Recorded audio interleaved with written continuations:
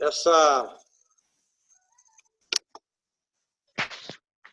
frase é atribuída a Cecília Meirelles. Diz que há pessoas que nos falam e nem as escutamos. Há pessoas que nos ferem e nem cicatrizes deixam. Mas há pessoas que simplesmente aparecem em nossas vidas e nos marcam para sempre. Essa foi a frase e a música que nós escolhemos para homenagear o nosso colega recentemente falecido, Marcel Seabra. Eu conheci o Marcel Seabra 5 anos atrás, quando eu comecei no Procardíaco, e de cara foi uma empatia enorme, porque o Marcel é uma pessoa muito inteligente e topava participar de tudo. Uma característica do Marcel, Alice, do seu falecido esposo, era a generosidade. Ele compartilhava em todos os grupos, ele compartilhava de todos os grupos.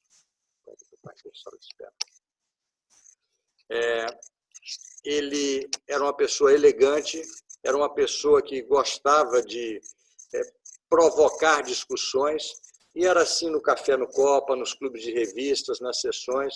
Com certeza, a generosidade, a parte científica do Marcel contribuiu muito, muito para todos os grupos científicos do Rio de Janeiro, seja no grupo da geriatria do Copstar, no grupo Humanidades do Samaritano, seja no grupo do Procardíaco. Então, o Marcel foi uma pessoa que nos marcou, por isso eu escolhi essa frase da Cecília Meirelles. Meus sentimentos, mais uma vez, a única palavra que eu acho que a gente precisa nessas horas, Alice, é tempo para cicatrizar um pouco, amenizar um pouco as feridas, e fé. Talvez a menor palavra do dicionário, mas a mais forte que eu consigo encontrar para vocês superar essa dor, esse momento da família. Eu vou passar a palavra para o Siciliano, em nome do Hospital Procardíaco, onde o Marcel militava, tinha consultório, para que ele deixe umas palavras para vocês, e depois eu passo para o Fábio Miranda e nós já vamos começar a chamar, vamos começar pelo Suassuna. Siciliano. Obrigado, Cláudio. Boa noite a todos. Queria me posicionar não só como diretor médico do Hospital Procardíaco, mas como Alexandre, mentorado e amigo do Marcel. A Maria Alice e a família Seabra, aos amigos e parceiros de trabalho. É uma honra singular poder proferir algumas palavras hoje para celebrar uma vida como a do nosso amigo e mentor Marcel Seabra. Expressar em palavras a verdade essencial de uma pessoa não é uma tarefa simples, particularmente quando o convívio não trata de um tempo longínquo. A intensidade do convívio, cada encontro, cada momento, cada troca de mensagens pelo Zap, entretanto, imprimiram em minha alma algo que me torna mais pessoa, mais humano e mais completo. Penso que parte de Marcel que vive em mim, vive também em muitos de vocês. Eu não sei ao certo quando eu conheci o Marcel. Sei que nossas primeiras trocas de mensagens datam de 2015, não muito tempo atrás. Marcel me ensinou coisas sobre história, sobre filosofia, sobre medicina, sobre comportamento. Me ensinou a ser melhor pai, melhor médico, melhor pessoa. Marcel exercitou sua visão de futuro sobre o impacto da inteligência artificial em nossas vidas e sobre a telemedicina.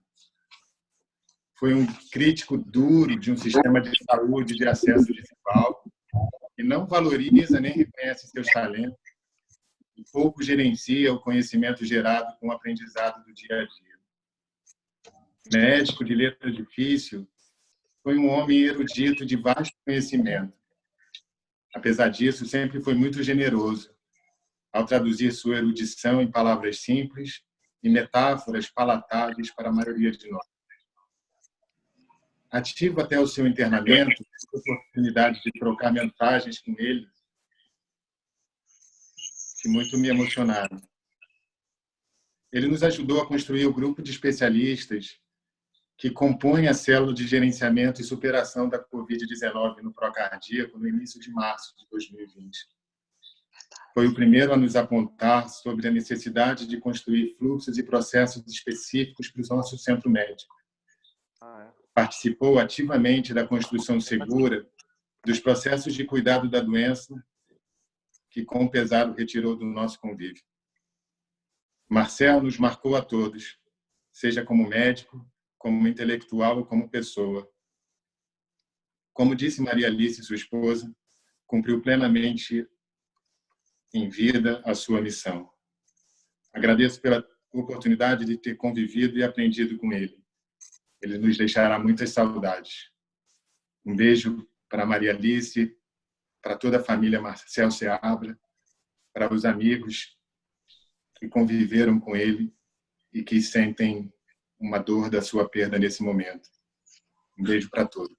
Muito obrigado, Cláudio, pela oportunidade de fazer essa singela homenagem ao meu amigo e mestre Marcel Seabra.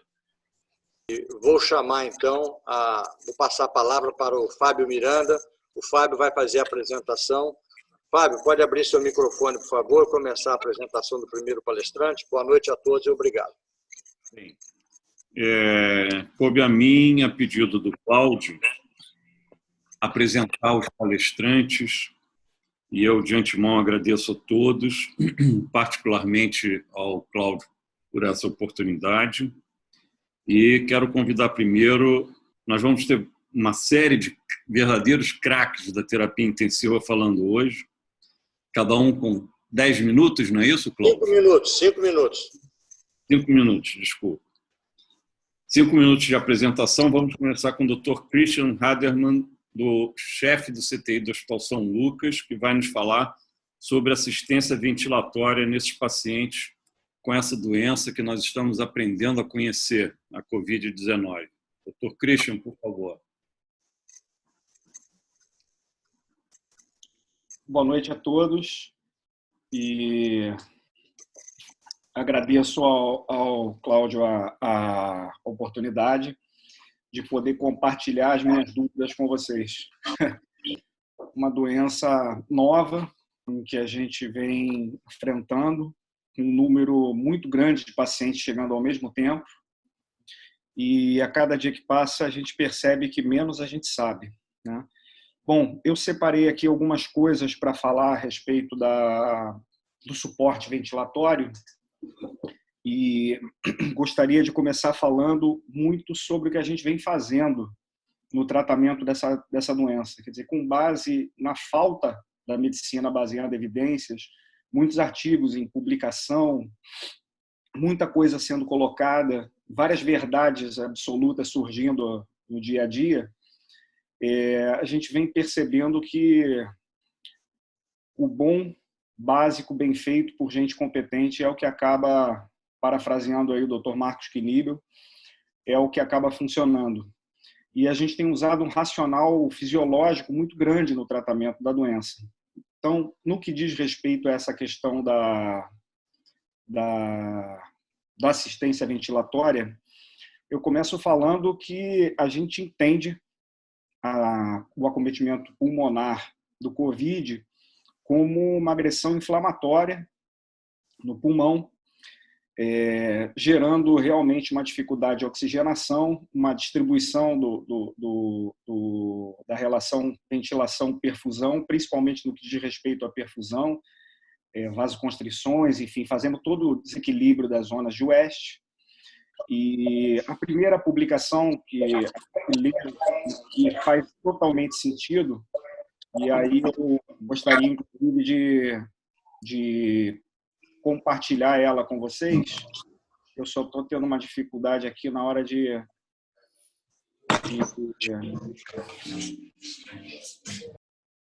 fazer o compartilhamento aqui dos dados. O Cláudio pediu para eu mostrar os artigos e tudo mais. Mas, enfim, enquanto eu vou tentando resolver isso aqui, a gente vem percebendo duas formas, né? Vamos chamar assim, como o Gattinoni chamou, 2 fenótipos, né?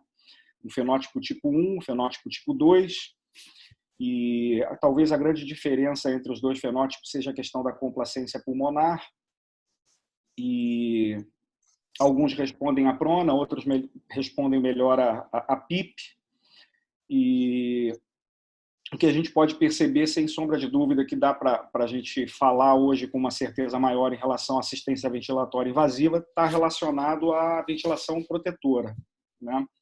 É uma ventilação em que a gente tem que fazer uma limitação do volume corrente, acho que é um consenso já, todos vêm fazendo dessa forma, os 6 ml por quilo ou menos, vem trabalhando com uma drive pressure no máximo de 15, uma pressão no pico no máximo de 30, enfim, o protocolo da ventilação protetora não muda, né?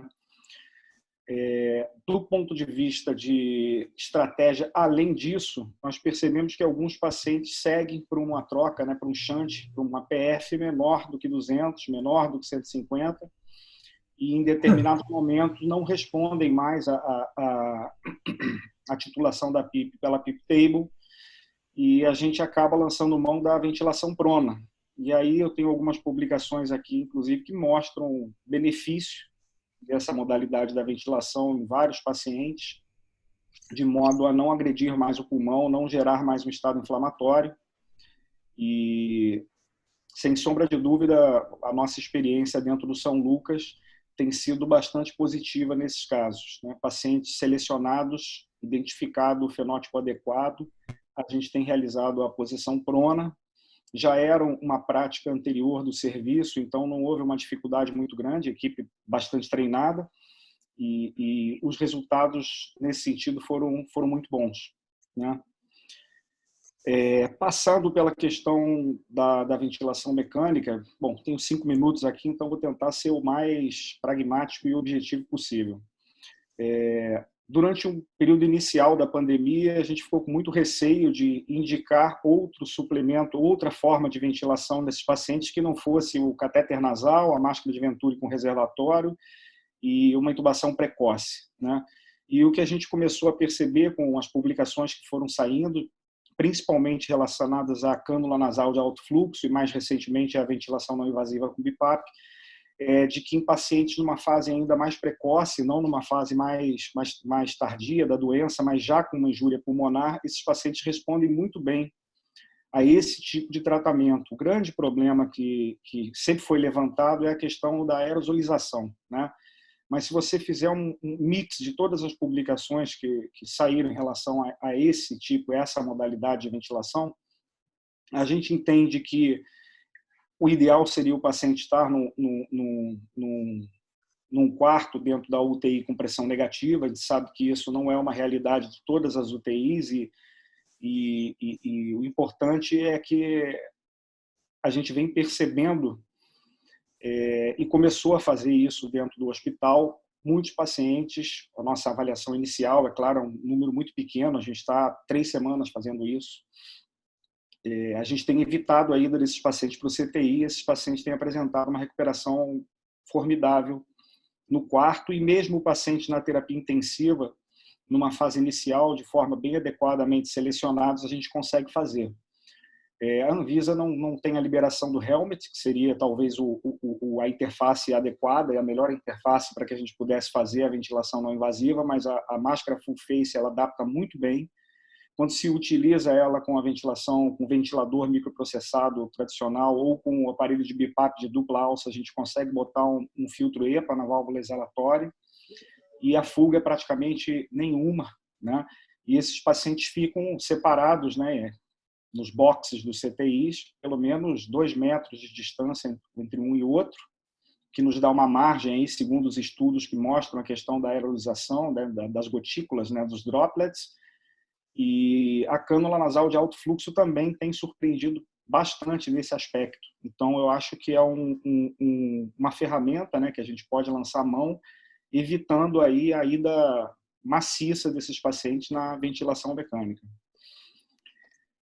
Bom, e para finalizar em relação à questão da assistência ventilatória, uma coisa que a gente não pode negligenciar, eu sei que as pessoas falam muito sobre anticoagulação, sobre cloroquina, azitromicina, mas a gente tem que lembrar que o que acaba prejudicando e pode eventualmente levar o paciente ao óbito, no cuidado da assistência ventilatória, é exatamente a infecção associada à ventilação mecânica. Então, é uma preocupação que a gente tem e que a gente procura manter essa preocupação diariamente com todas as medidas necessárias para evitar. Higiene oral, procurar deixar a cabeceira elevada, quando o paciente está pronado, botar numa posição anti-trem, não tem evidência disso, mas pelo menos diminuiria, lançar a mão dos tubos com aspiração subglótica, enfim, esse cuidado é um cuidado que precisa ser realmente obstinado pela equipe de saúde, né, pelos médicos, enfermeiros, fisioterapeutas, porque invariavelmente esse paciente tem uma chance, né, maior de desenvolver infecções associadas à ventilação mecânica, e isso pode realmente complicar e levar o paciente ao óbito. Eu acho que dentro dos minutos que eu poderia falar, eu acho que são os 3 pontos principais que eu gostaria de ressaltar em relação à assistência ventilatória do paciente com a síndrome respiratória aguda grave secundária à COVID. Estou aberto aí a perguntas e vou tentar ver se eu consigo compartilhar aqui os artigos. Excelente, Christian, parabéns. Assim, nós vamos deixar as perguntas para o final, e antes do Fábio chamar o segundo apresentador, nós vamos deixar o doutor José Suassuna, ele já está online, vamos deixar ele para fazer o fechamento, falando da experiência do hospital público. Eles estão com uma experiência grande no hospital da UERJ, do Pedro Ernesto, e o professor José Suassuna tem uma experiência grande, tanto no privado quanto no público, ele vai poder nos ajudar muito. Fábio, vamos para o segundo palestrante?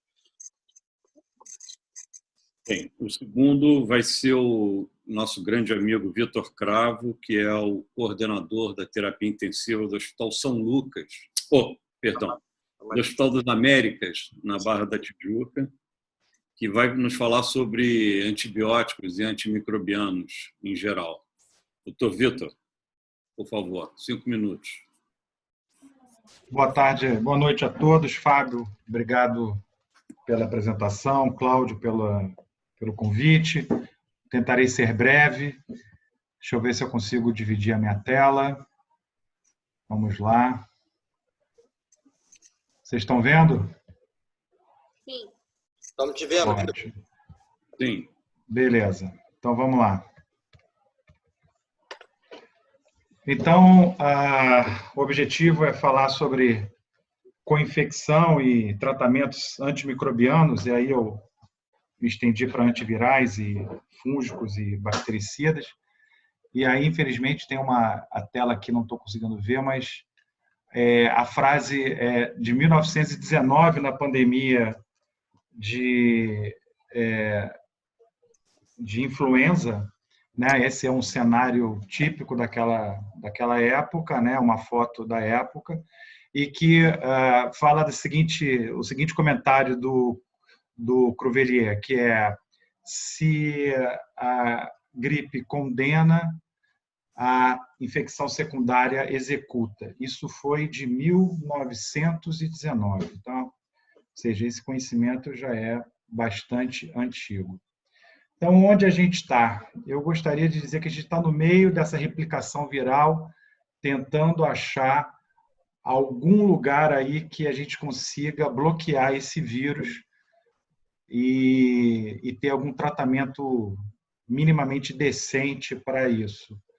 E aí vocês já podem ver algumas das nossas drogas que estão todas sendo em experimentação: o tocilizumab, o anti-interleucina 6, os inibidores de protease ali, como o Remdesivir, que entrou agora como terapêutica para o FDA. Temos a cloroquina, que bom, eu não vou falar sobre a cloroquina, a não ser que ela, teoricamente, inibe uma endocitose, enfim.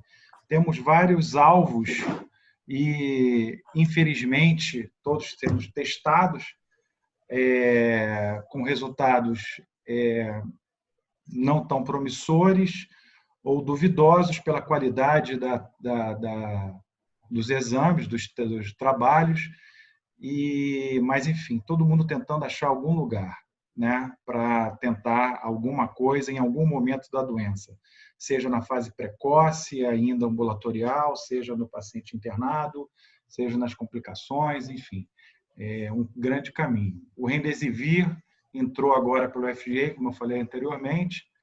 Acho que o Fauci ele fez o mesmo raciocínio que ele fez quando começamos a tratar AIDS. vamos começar com um antiviral, vamos tentar depois somar outros antirretrovirais e, quem sabe, ter um coquetel para o coronavírus. A situação é tão grave, tão complicada, que a IDSA, que é a Sociedade Americana, né, de Doenças Infecciosas, lançou esse guideline agora no dia 11, em que eles liberam praticamente tudo com falta de conhecimento de informação, falta de informação. Mas eles falam que recomendam hidroxicloroquina, combinação com azitromicina, acham que o lopinavir e o ritonavir.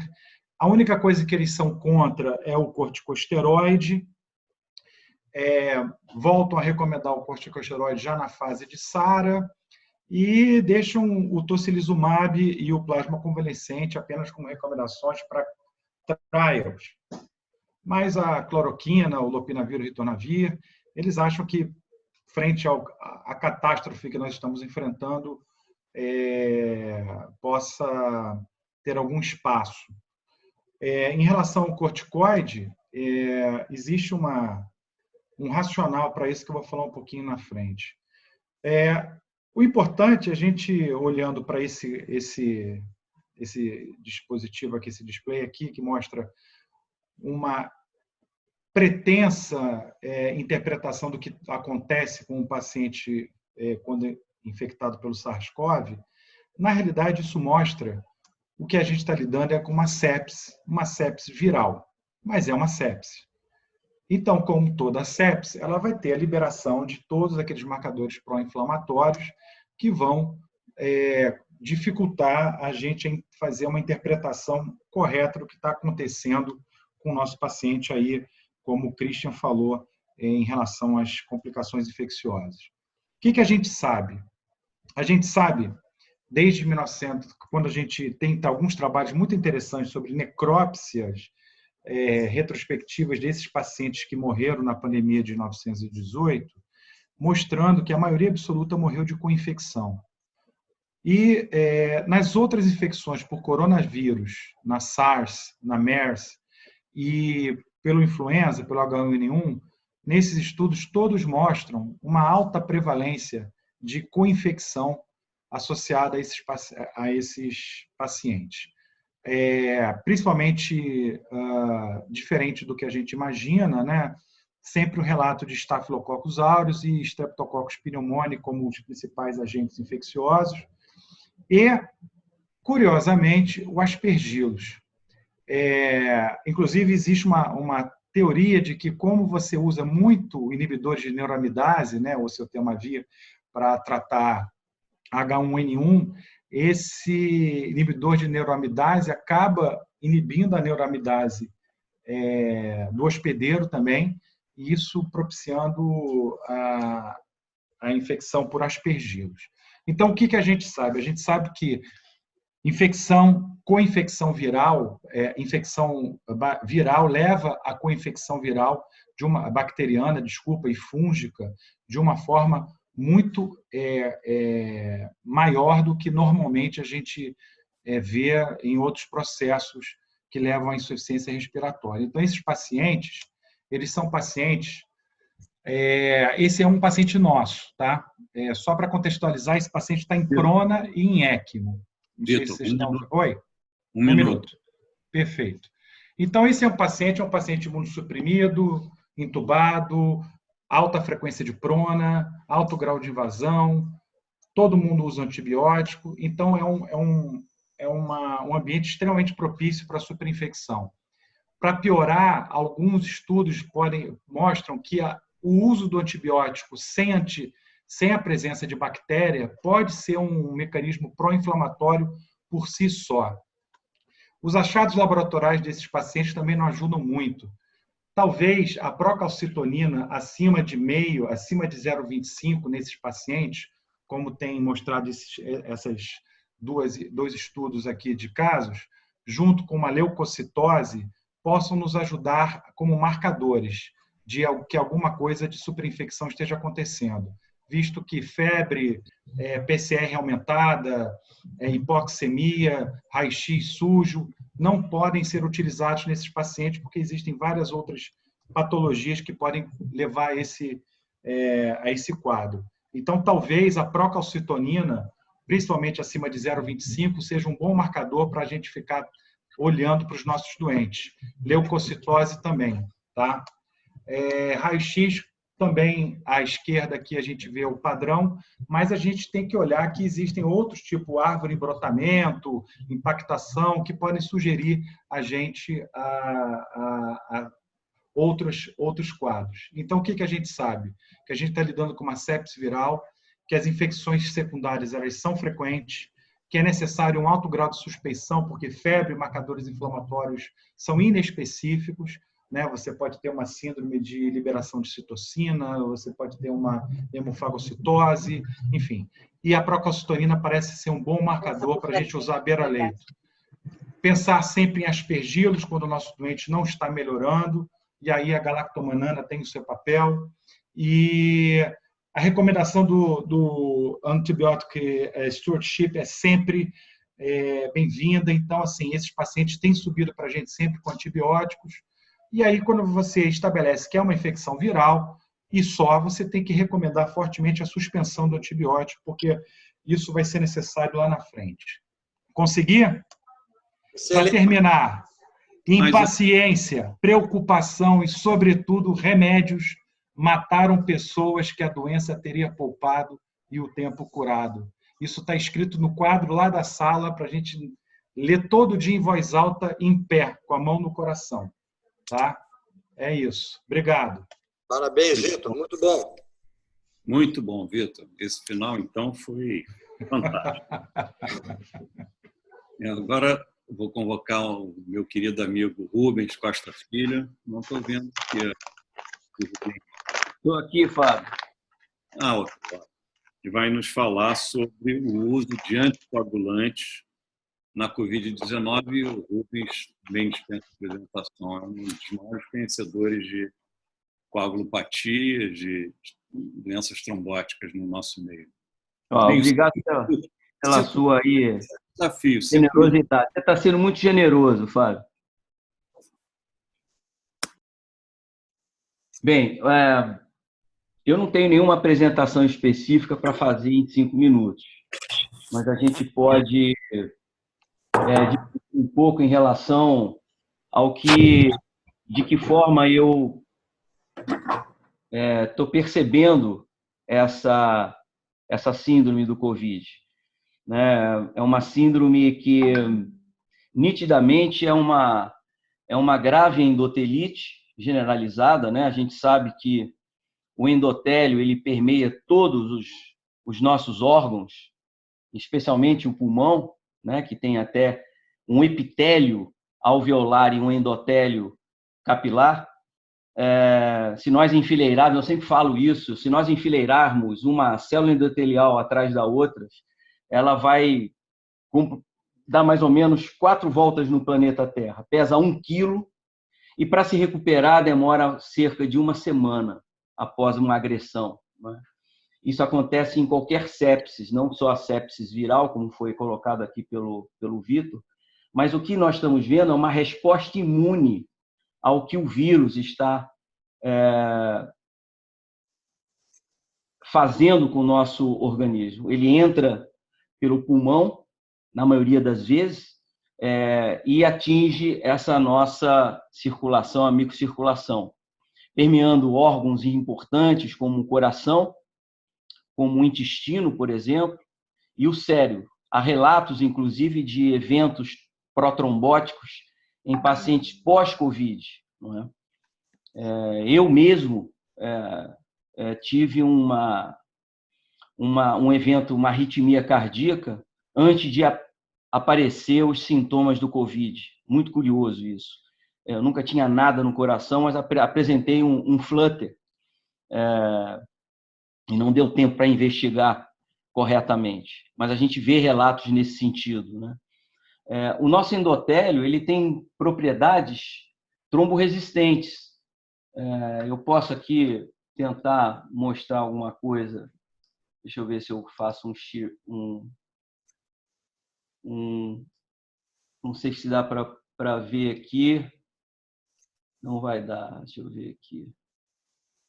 Bem, não vai dar para a gente mostrar aqui, que eu tenho 3 telas de computador e eu já não sei como é que funciona aqui no Zoom. Mas o nosso endotélio, ele tem algumas proteínas de membrana, que nós chamamos de trombomodulina, que ela é ligada a uma proteína de membrana. Nós temos o EPCR, que é o endothelial-proteína C receptor, nós temos a proteína C, nós temos o TIF, que é o Tissue Factor Pathway Inhibitor. Ou seja, nós temos anticoagulantes naturais com forças que são extremamente comprometidas quando esse endotélio está inflamado. Então, fica difícil, muitas vezes, a gente promover um processo de acelerar a anticoagulação, por exemplo, que todo mundo sabe que não é a heparina ou a heparina de baixo peso que inibe o fator 2, que é a protrombina, ou inibe o fator 10, mas sim a antitrombina. Nada mais é justo dizer do que as heparinas, elas aceleram a velocidade da antitrombina fazer o seu papel. Agora, diante de um processo de grave endotelite, que é o que a gente observa, inclusive me chama muita atenção pela tromboelastometria, processos de hipercoagulabilidade assim absurdos, que me lembram muito mesmo a pancreatite aguda, né? Então, às vezes, as heparinas que nós estamos dando, e é preconizado pelas diretrizes recentes do International Society for Thrombose Hemostasis, recentemente publicado, que nós temos que fazer heparina, a tromboprofilaxia. Mas o que me chama a atenção é realmente se isso vai funcionar. Porque sem a antitrombina... Então, assim, é difícil eu falar assim, porque vocês não estão visualizando, mas nada mais é do que uma coagulação intravascular disseminada que está acontecendo com algumas peculiaridades. Uma dessas peculiaridades é a ausência, na maioria das vezes, de trombocitopenia. Porque, normalmente, tanto pelo DIC-score, pela ISTH, como pelo SIC-score, desenvolvido pelos japoneses, né, que é o IBA, em onde ele contempla, ali no caso, o SOFA, né, que é um grau de disfunção orgânica associado com fibrinogênio, com tempo de protrombina, com plaquetas, enfim, com uma série de outros mensuradores, mostram que esses pacientes eles estão com um quadro de hipercoagulabilidade e que nós não temos muito o que fazer. Eu vejo alguns colegas utilizando heparinização plena, mas sem nenhum respaldo de evidência, né? Eu também me coço, me dá vontade de fazer, mas eu não sei até que ponto a gente pode estar provocando um dano. E eu sei de casos de pacientes que utilizam heparina plena, né, que estão utilizando heparina plena e tiveram complicações hemorrágicas, né, sobretudo reto peritoneal, enfim, com necessidade de transfusões. Então, eu vejo assim, nós estamos numa fase de aprendizado grande, né? Se nós temos titãs, né, da terapia intensiva, do nível do Gattinone, do John Marini, dizer que estão aprendendo com as formas de agressão pulmonar, né? Quiçá nós aqui, e eu, um aluno deles, olhando para essa parte de coagulopatia. Então, assim, o que nós vemos é um grande estado de hipercoagulabilidade, ponto. Uma grande lesão do endotélio, uma resposta do hospedeiro extremamente exacerbada nesse campo e que nós ainda temos muito que aprender. Infelizmente, os dados que nós temos são de comentários, de briefing reports, nada comparando, né? Por exemplo, os novos anticoagulantes com heparina de baixo peso, como existem nos modelos que nós sabemos muito bem, que é o modelo que mais inflama na medicina, seriam os modelos de instalação de hip replacement, por exemplo, onde o odds ratio para trombose nesses pacientes chega a ser de 60 a 80 vezes do que o REC que nós temos na medicina, não é? Então, só para terminar, reparem que esses pacientes com alto grau de inflamação e alto grau de incidência com odds ratio de trombose se faz, não é? Se preconiza tromboprofilaxia até 30 dias, os pacientes com câncer e cirurgia até 20 dias, os pacientes com joelho 2 semanas. Então, repare, eu imagino que nesses pacientes que sobrevivem ao COVID pode, sim, acontecer de um uso prolongado maior de tromboprofilaxia, pelo risco grande desses pacientes. Já tem relatos de pacientes desenvolvendo strokes e pacientes desenvolvendo infarto de macrovascular, não só da microcirculação. Eu estou aí para responder as perguntas. Desculpe se eu passei do tempo, Fabinho. Obrigado, Rubens. Excelente. Parabéns. Esperado. Muito bom. E Rubens chamou a atenção para um ponto que é fundamental nessa discussão, Cláudio, que é a iatrogenia. Ok, vamos agora ouvir o nosso amigo Fernando Rodrigues, que é do CTI do Hospital Procardíaco, vai nos falar sobre imunobiológicos e corticosteroide, que já foi ventilado ano passado na palestra do nosso amigo Vitor. Fernando. Obrigado, Fábio, pela apresentação. Boa noite. Obrigado, Cláudio, pelo convite. Eu fico honrado de poder dividir as minhas dúvidas, como já disse o Christian, junto com colegas ilustres, que são mais experientes, sabem muito mais do que eu. Eu vou tentar aqui compartilhar a minha tela. A ideia é que eu compartilhe com vocês um pouquinho do racional fisiopatológico para o uso de imunobiológicos, um pouquinho do racional para o uso de corticoides e um pouquinho da experiência que a gente tem lá na nossa coorte COVID do pós-operatório. Eu estou tentando achar aqui a minha tela com a apresentação. Vamos ver se é possível. Apareceu? Apareceu. Muito bem. Então, a gente vai dividir isso em uma rápida introdução fisiopatológica, um pouquinho sobre o tocilizumab e dessa experiência. A ideia dessa apresentação do COVID, que é uma doença de espectro clínico muito amplo, né? Desde pacientes assintomáticos ou oligossintomáticos até pacientes que evoluem para um estado de hiperinflamação e gravidade muito elevado, né? Tendo como um primeiro estágio uma fase viral, virêmica, né? E uma divisão num estágio intermediário, onde começa a haver uma resposta imunitária, sendo dividida em fase 2A e 2B, a primeira parte sem hipóxia, e daí para diante uma resposta hiperinflamatória. Do que se tem de estudos, né, experimentais e também de alguns trabalhos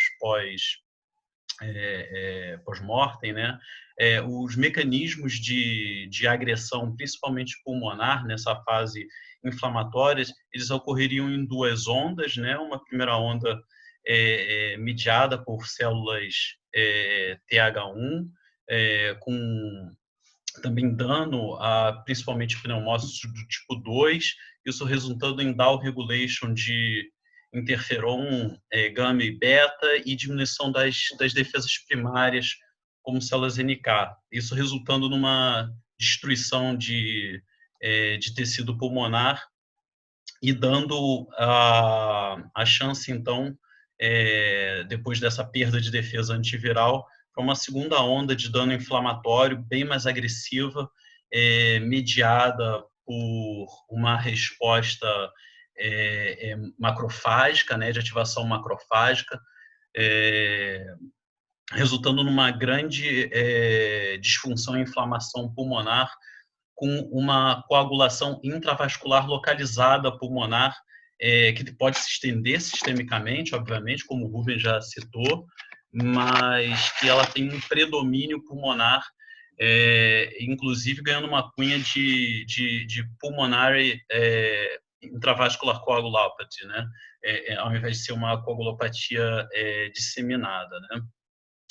É claro que esse modelo de ativação macrofágica símile, ele difere, né, do modelo, por exemplo, de um paciente que tem doença de Still, ou dos pacientes que fazem uma síndrome de liberação de citoquina sistêmica, como pacientes que passam pelo CAR T-cell, né? é uma coisa muito mais localizada do ponto de vista pulmonar, por isso eles não apresentam aquele choque grave inicial, né? Então aqui tem um slide mostrando a preponderância, né, da ativação macrofágica através da interleucina 6, né, e essa cascata de inflamação. E o que é assim um racional para o uso desses inibidores, né, ou do corticoide ou do tocilizumab, seria o uso deles bloqueando esse processo inflamatório pulmonar.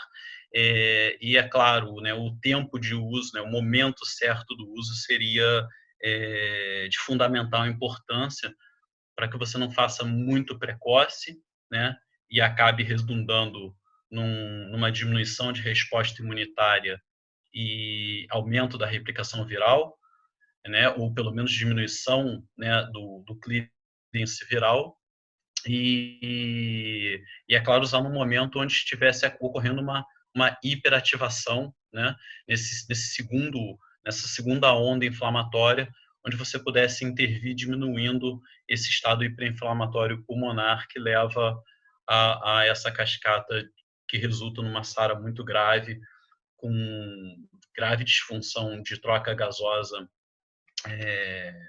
principalmente do ponto de vista da difusão do O2.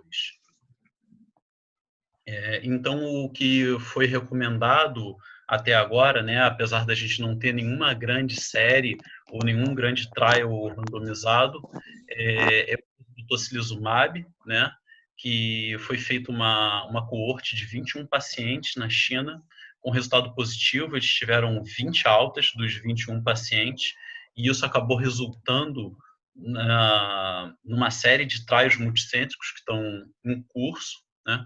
E o que seria preconizado seria uma dose entre 4 e 8 miligramas por quilo de peso, com uma dose máxima de 800 miligramas por dose, numa infusão de 1 hora.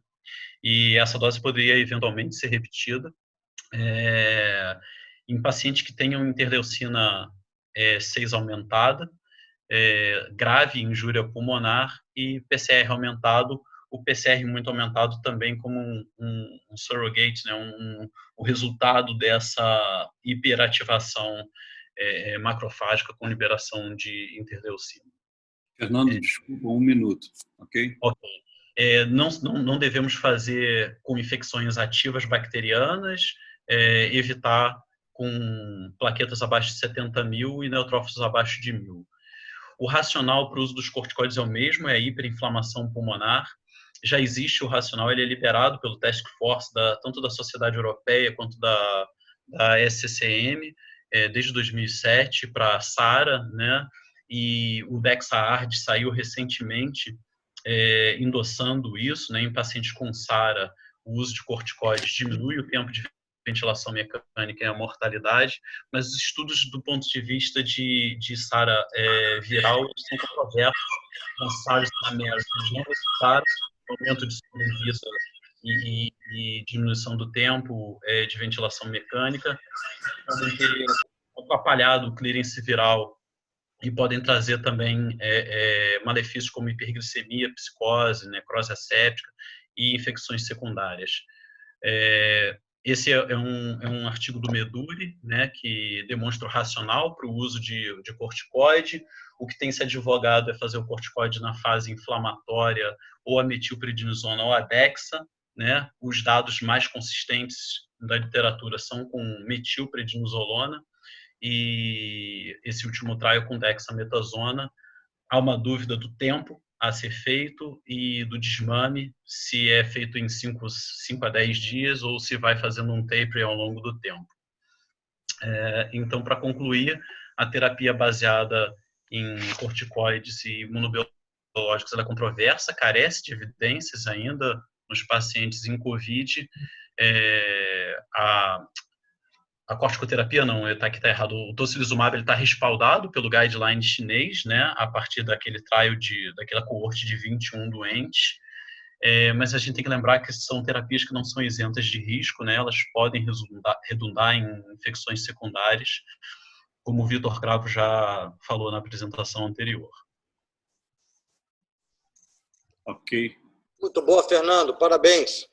Parabéns, Fernando. Muito bom. Mas essa noite eu dou os parabéns para o Cláudio Domênico, acima de tudo, porque só convocou craques, só chefes de serviço que estão à frente do combate à Covid. Tivemos primeiro o Dr. Christian, que é chefe do CTI do Hospital São Lucas, Dr. Vitor Cravo, chefe do CTI do Hospital das Américas, Dr. Rubens Costa Filho, que é o chefe do CTI do Hospital Procardíaco, Dr. Fernando Rodrigues, que é o chefe da UTI pós-operatório do Hospital Procardíaco, e agora vamos ouvir o nosso amigo Ricardo Lima, que é o chefe do CTI do Hospital Samaritano Botafogo, que vai nos falar sobre complicações dos pacientes com Covid-19. 5 minutos, Ricardo Lima. Boa noite a todos.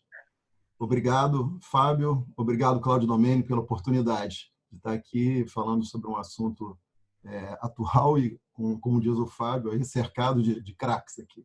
Vou dividir aqui minha tela com vocês. Espero que estejam vendo já. Sim.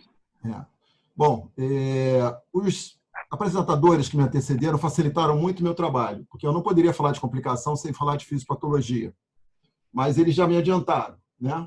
A gente reforça que o SARS-CoV, o vírus, ele entra, né, e faz uma penetração, principalmente no ACE2, relacionado no pulmão, no intestino, principalmente, e gera uma resposta inflamatória que desequilibra, né, entre proteção tissular e injúria tissular, né, entre coagulação e descoagulação. Eu brinquei outro dia que nós temos um déjà vu. O Vitor falou de novo da sepsis. Exatamente. Nós passamos por isso na sepsis bacteriana, ficamos na dúvida do que fazer, né, e muitas vezes começamos tentando modular a resposta inflamatória com descoagulação, e que não deu certo. Então, talvez precisamos lembrar disso agora, né, quando vemos algumas complicações. E o que importa, eu gosto muito dessa tríade, como ele fala aqui, a trindade ou a tríade do Covid: imunidade, inflamação e intervenção. Esse é um fator muito importante, porque, como todas as outras doenças infecciosas que nos invadem, elas dependem de um fator que nós não conseguimos mensurar muitas vezes, que é a nossa imunidade. Então, ele mostra aqui 2 quadros, um de uma resposta num paciente saudável, em que as células são rapidamente clareadas, limpadas, o vírus inativado pelos anticorpos, com mínima inflamação e dano pulmonar. E, do outro lado, uma resposta disfuncional imune, e isso já é o início da complicação, entrando no meu tema, com infiltração de monócitos, com um storm, uma tempestade citoquínica, com edema pulmonar, pneumonia, inflamação e dano multiorgânico. Então, já temos um fator aí de complicação pulmonar, e essa mesma tempestade, esse mesmo dano vai se distribuir por multiórgãos. É interessante quando a gente faz uma análise dos receptores ACE, em que os RNAs vão se expressar, o maior deles é o intestino delgado, tanto que há uma provável história, um provável estudo de contaminação oral-fecal, né? Isso está sendo estudado. E ele está em diversas áreas do corpo. Então, se a gente fosse falar de complicações, eu brincaria, talvez botar um slide, botaria muitas ou todas, porque já há um atlas de complicações dermatológicas mostradas ali. Vocês podem ver que tem diversos outros órgãos, mas ele deixa, apesar de no intestino ter uma concentração maior, há 2 órgãos aqui marcados em vermelho, não à toa, né? O músculo cardíaco e o pulmão. E eu digo isso porque são onde nós sentimos a maior parte, ou sentimos, ou vemos, melhor dizendo, das complicações. Esse seria o ciclo, né? A entrada no receptor, com uma resposta inflamatória sistêmica, que pode levar a hipoxemia, tempestade citoquínica, com resposta inflamatória, e diversas lesões renais, lesões hepáticas, pulmonares, nervosas centrais, cardíacas, distúrbios, como muitos relatam, diarreia. Mas foi me pedido falar das complicações e ver um pouco do que eu tenho visto. O que a gente encontra é muito disso aqui. Primeiro, complicações renais. Na maior parte das vezes, a gente vê os pacientes terem complicações renais e serem administrados como nós administramos normalmente o da sepsis, salvo alguns que entram em falência múltipla. E esses fazem uma grande falência, os que eu vi fizeram falência renal, hepática e pulmonar simultânea. Esse artigo mostra o aumento justamente da linha de base de creatinina com o passar dos dias do paciente com Covid no hospital. Também há um distúrbio hepático, muitas vezes visto por aumento dos marcadores, que caracterizam o distúrbio hepático, não levando necessariamente a uma insuficiência local. Mas esse artigo também mostra que muitos dos pacientes apresentam, e isso não gera necessariamente uma falência orgânica. Já a trombose, como já foi muito bem apresentado pelos que me precederam, né, como o próprio Rubens disse, nós temos uma lesão do endotélio, que é o maior órgão do corpo, uma endotelite. Isso vai ocorrer em todos os órgãos, principalmente nos vasos, com seus marcadores tocados. Mas será que os marcadores tocados significam necessariamente alteração em todos os momentos? Na verdade, nós temos que monitorizar essas alterações. Nós temos alguns pacientes lá com trombose venosa periférica. Esses têm que ser tratados agudamente. Temos que estar atento para esses pacientes seguidamente, com exame físico. Ontem eu estava elogiando um plantonista meu que entrou no quarto de um paciente que chegou com distúrbio pulmonar grave e no exame físico descobriu uma trombose venosa periférica nesse paciente. Então, temos que estar atento para isso também. E, principalmente, como a gente coloca ali, relaciona, né? Nós estamos falando da endotelite e o miocárdio. Além do pulmão, obviamente, um dos fatores que tem determinado a piora prognóstica e o óbito dos pacientes é a disfunção cardíaca. Desde uma miocardite simples, né? Eu vou trocar só a ordem aqui, passando simplesmente pelo Takotsubo, né? Pela síndrome de Takotsubo, que seria essa resposta inflamatória cardíaca. Ricardo, obrigado. Até principalmente, mais recentemente, por um corpo pulmonar, que é o que nós temos encontrado, talvez pela hipertensão pulmonar que nós temos visto. Mas o principal desses pacientes, obviamente, é o pulmão.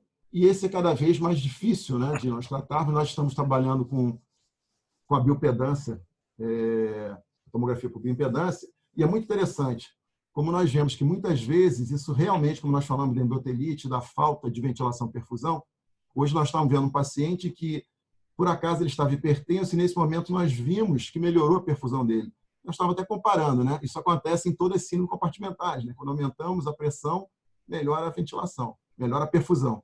Então, a lesão pulmonar é muito grave e ela tem que ser muito bem tratada, né, com uma ventilação específica. E só para comentar de complicações que eu tive uma paciente muito grave que fez uma tempestade citoquímica grande, eu pedi até um parecer de um oncologista, a gente entendeu que era uma síndrome macrofágica, que já era descrita na sepse, fez uma punção medular e a gente viu esse macrófago aí se alimentando das hemácias, caracterizando uma síndrome hepatofagocitária. Então, essa foi muito rápido no passar sobre a causa e complicações do paciente. E eu peço só, eu sei que meu tempo está no final, mas eu não posso falar em nome do CTI do Hospital Samaritano sem hoje prestar uma homenagem ao seu fundador, ao seu idealizador, Dr. Marcos Moraes. Cirurgião, formação em Chicago, veio ao Hospital de Ipanema, onde foi nosso preceptor, fundou o Hospital Samaritano, idealizou e criou o CTI, apostou em 7 jovens residentes para começar o trabalho lá.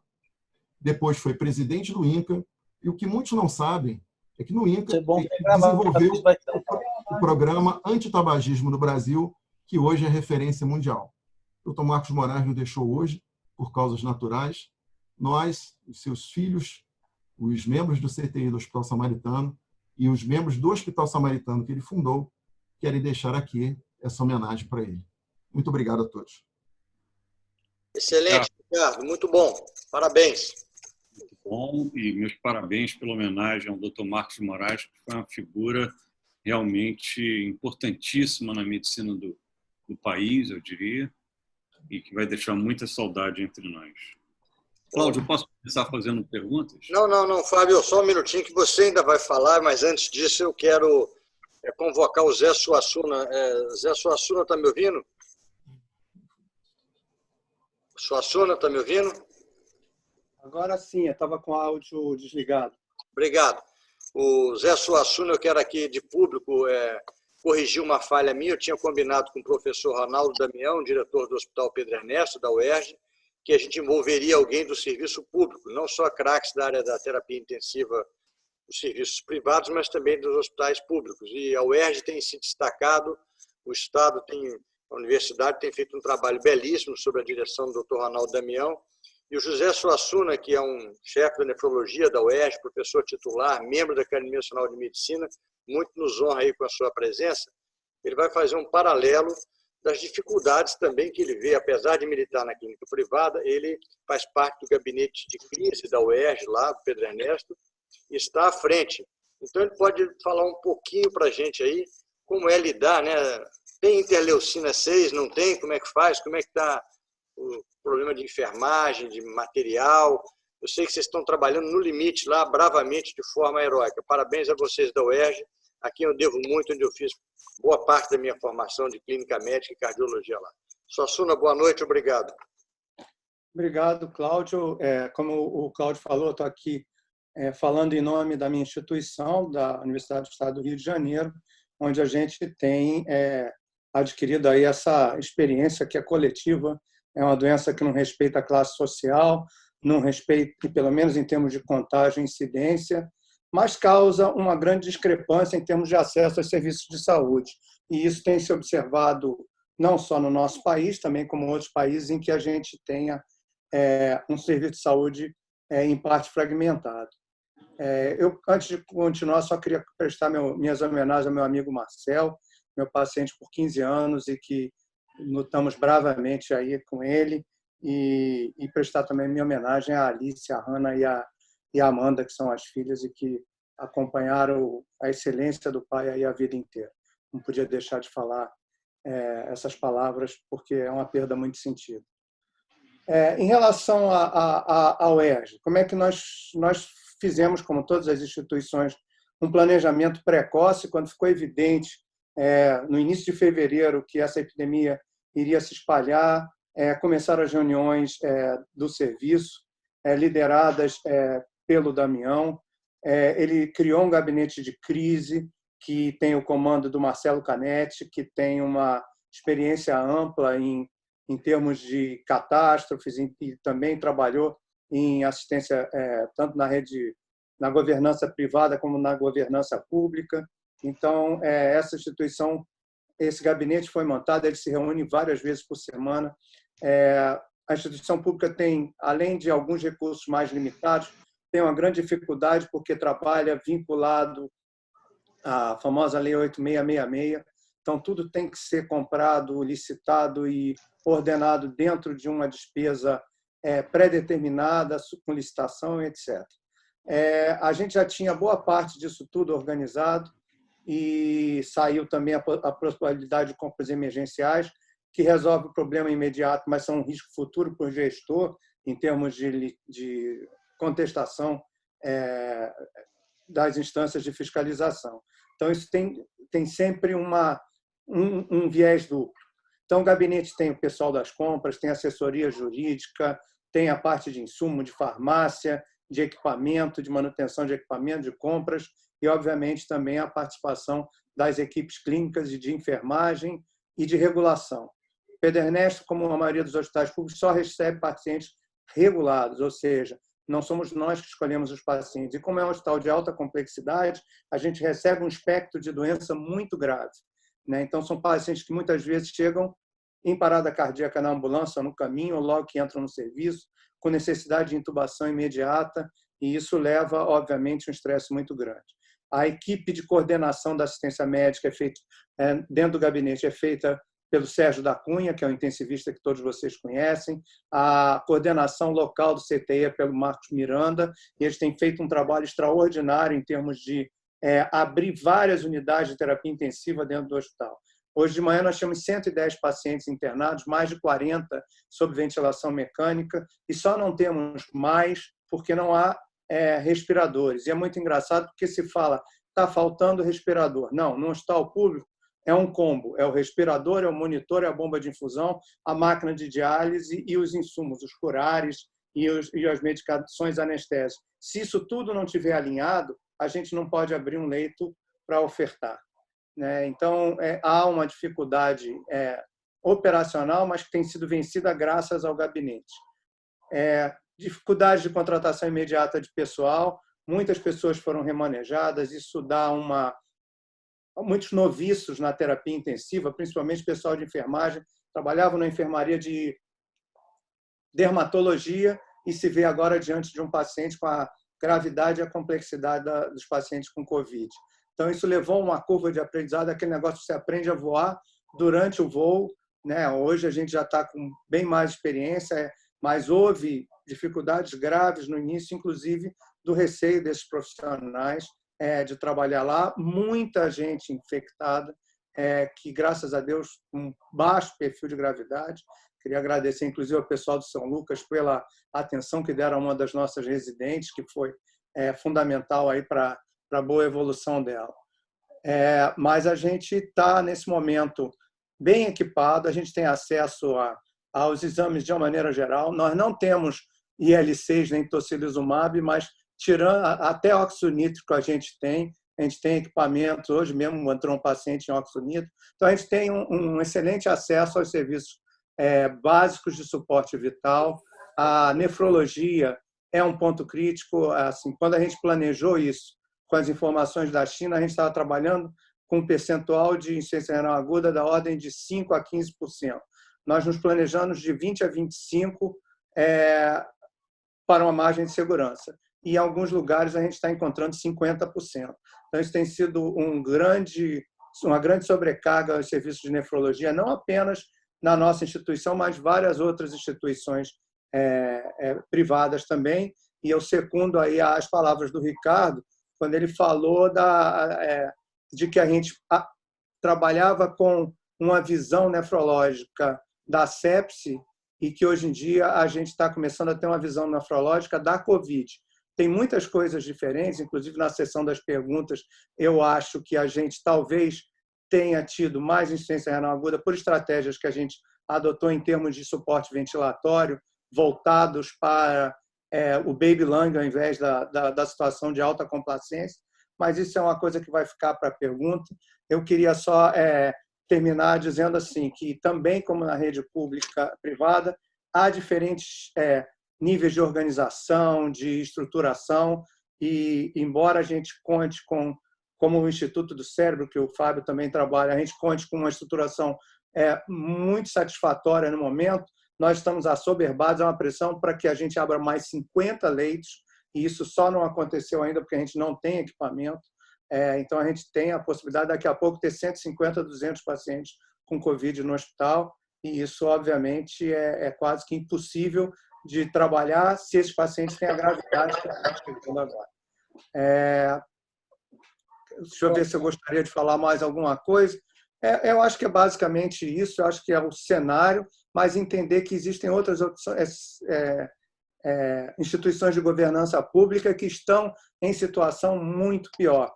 Algumas foram estruturadas muito rapidamente, não tinham a expertise interna dentro de uma cadeia estruturada para poder oferecer a linha de cuidado. Então, isso está sendo um problema em algumas instituições de saúde, e elas estão assoberbadas. A epidemia chegou primeiro nas instituições privadas e, nessa semana, ela espalhou por toda a nossa população. E a nossa previsão é de um possível colapso de assistência, se nada mudar, nas próximas semanas. Excelente, Zé, muito bom, parabéns. Fábio, antes da gente passar as perguntas, nós vamos rapidamente dar 1 minuto para uma pergunta para cada apresentador, são várias perguntas aqui. Eu não poderia deixar de ouvir a sua opinião, que é um grande especialista também, há muitos anos milita no serviço não só público como privado, representa uma grande instituição que é o COPSTAR. Eu queria que você respondesse para nós aqui qual é o grande aprendizado, pode ser em termos de gestão, em termos de tratamento, que essa pandemia do Covid trouxe, na sua opinião, Fábio. Obrigado, Cláudio. Bem, eu acho que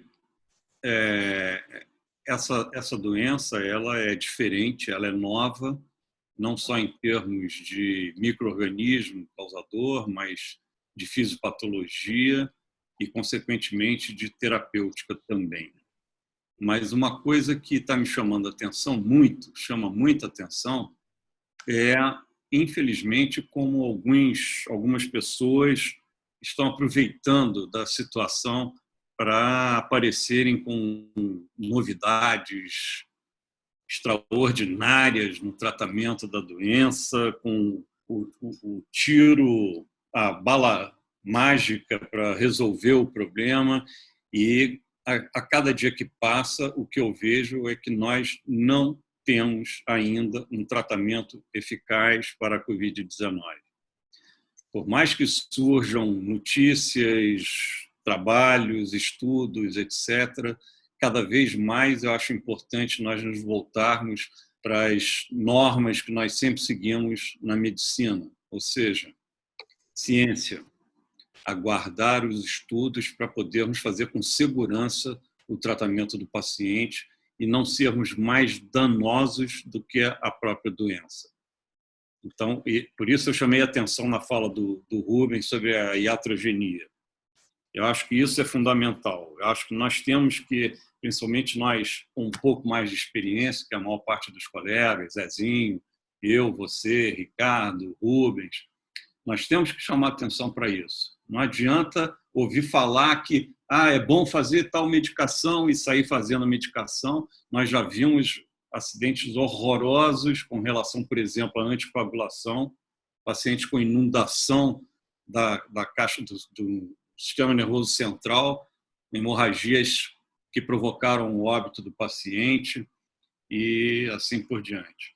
Então, acho que a gente tem que ter muita cautela, muito cuidado e esperar evidências um pouco mais fortes para sairmos fazendo o que há de novo no tratamento da doença.